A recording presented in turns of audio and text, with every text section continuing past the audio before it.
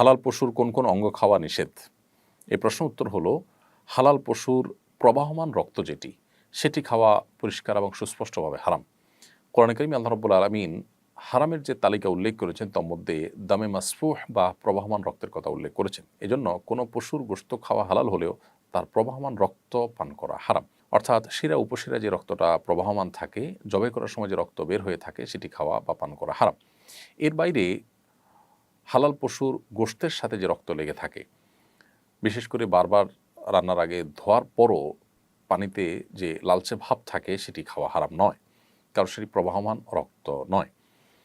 এছাড়া হালাল পশুর আরও কিছু অঙ্গ প্রত্যঙ্গ আছে যেগুলোকে ফোকাহ একরাম, বেশিরভাগ ফোকাহ একরাম মাকরুহ বলেছেন। তার মধ্যে থেকে মূত্রথলি আছে, তারপর গুপ্তাঙ্গ যৌনাঙ্গ আছে, পিত্তথলি আছে, এবং গোশত এবং চামড়ার মধ্যবর্তী যে মাংস গ্রন্থি আছে, টিউমারের মতো উৎস সেটি। তো এগুলোকে ফোকাহ একরাম মাকরুহ বলেছেন, অন্ডকোষ খাওয়াকে মাকরুহ বলেছেন। এর আগে আমরা আমাদের এক প্রশ্নের উত্তরে খুব সংক্ষিপ্তভাবে উত্তর দিতে গিয়ে এটিকে জায়েজ বলেছি এবং বলেছি কারোর রুচিতে কুলালে সে খেতে পারে।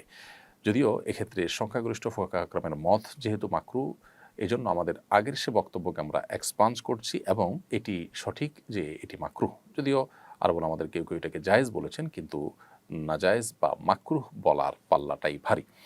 তবে হারাম শুধুমাত্র ওই প্রবাহমান রক্তটাই, এর বাইরে এগুলোকে মাকরুহর তালিকাতে ফোকাহ একরাম উল্লেখ করেছেন।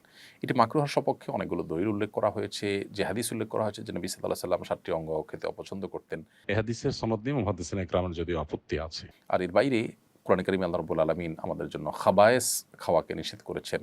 আবার মানুষের রুচিতে বাধে, মেজরিটি মানুষের রুচিতে যেটা নেয় না, সে জাতীয় জিনিসকে ফোকাহ একরাম নানা দলিলের আলোকে মাকরুহ বলেছেন।